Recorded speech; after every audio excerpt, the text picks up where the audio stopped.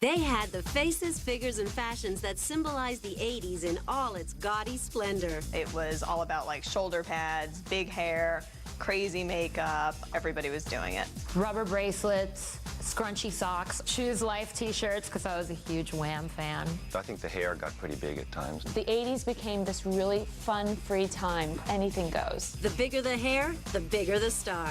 The more flamboyant the dress, the more we adored the wearer. And of course, the sexier the celeb, the more they sizzled. I think when I was doing hooker, I remember walking into my motor home and there was a girl with no clothes on. A girl came running with a bottle in her hand. She broke the bottle in my hand. She literally did. And then she said, "I love you."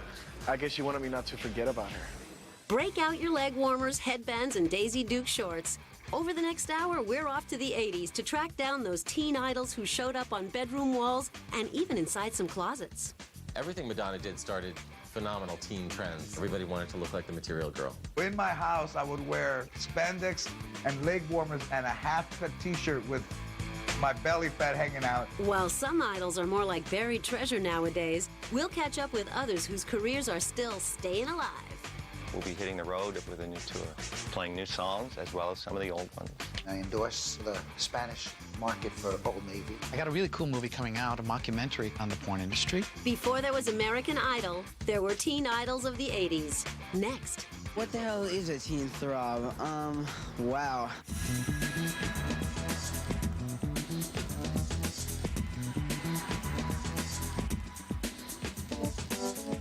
Our much-loved heartthrobs graced the covers of 16, Tiger Beat, and Bop. Then in 1981, MTV first hit the air. The network revolutionized the music industry by creating a whole new platform for upcoming teen idols.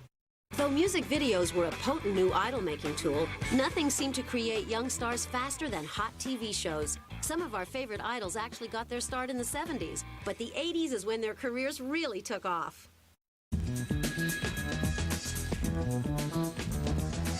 Forget homework and high school dances. In the 80s, teen fans were all about love in the afternoon. On the soaps, that is. In 1981, General Hospital boasted more than 15 million viewers, partly because of the popularity of two idolized lovebirds. Luke and Laura were so big that they were bigger than like Lady Di and Prince Charles. Everywhere you went, people were talking about Tony Geary and Jeannie Francis. When Luke and Laura married in 1981, the ratings skyrocketed. I pronounce that they are husband and wife. You may kiss the bride. More than 30 million viewers tuned in to watch the wedding of the century. But Luke and Laura weren't the only General Hospital stars who had teenagers glued to the tube. Rick Springfield is the Australian hottie, one of the biggest teen idols of all time. Throughout the 70s, Rick Springfield was an aspiring pop singer and actor who landed small guest roles on a variety of TV shows. In 1981, Rick made fans' blood pressure rise as Dr. Noah Drake on General Hospital. I was a musician. I was trying to make some money while I was waiting on a record deal. I just happened to stumble onto the hot show of the summer, and it all hit at once. Oh my God, how beautiful was he. But even better than that, Rick could sing, and he could rock. He was Dr. Noah Drake.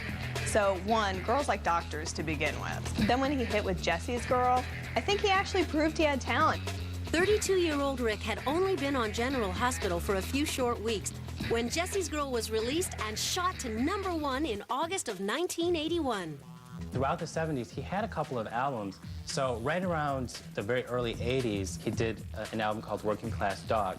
He just became like one of the biggest heartthrobs of all time. The album sold more than 2 million copies. I suddenly was on a rocket ride. I remember walking down the street a couple of days after it had all happened, and I was getting recognized, and people were turning around, and it was that instantaneous, you know.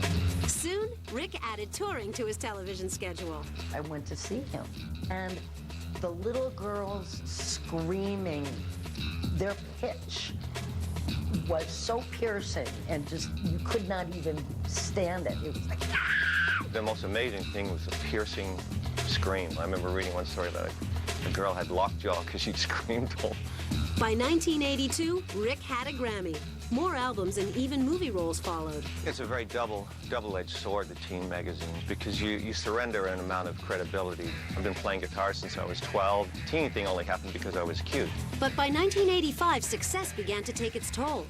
I crashed and burned fairly heavily and went into, therapy for a while. So I took that opportunity to disappear for a while and figure out where I was, in my head. These days, Rick has it all figured out. In 2001, he starred in the Vegas show EFX Alive. It was a truly one-of-a-kind show. I don't think there'll ever be another show like it. More recently, Rick started his own record label and released a CD in February 2004. The name of the CD, here it is, Shocked and Our Anger Acceptance.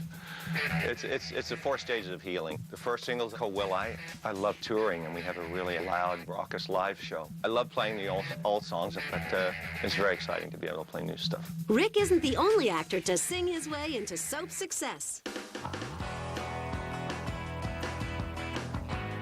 There you have it. All the 80s idols we could fit in an hour. Complete with the ripped jeans, headbands, spandex, and leather pants that will never look so stylish again. If we're lucky.